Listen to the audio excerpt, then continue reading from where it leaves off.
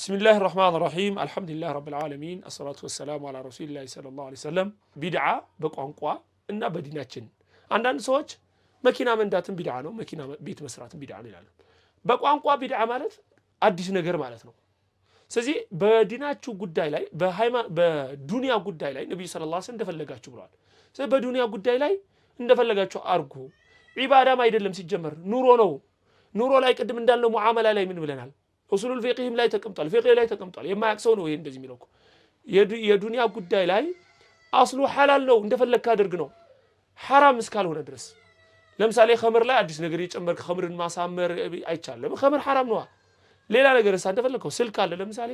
ወይ ነው ቤት አለ እንደፈለከው ሐላል እስከ حرام እስካልገባ ድረስ እንደፈለከው አዳዲስ ያረክ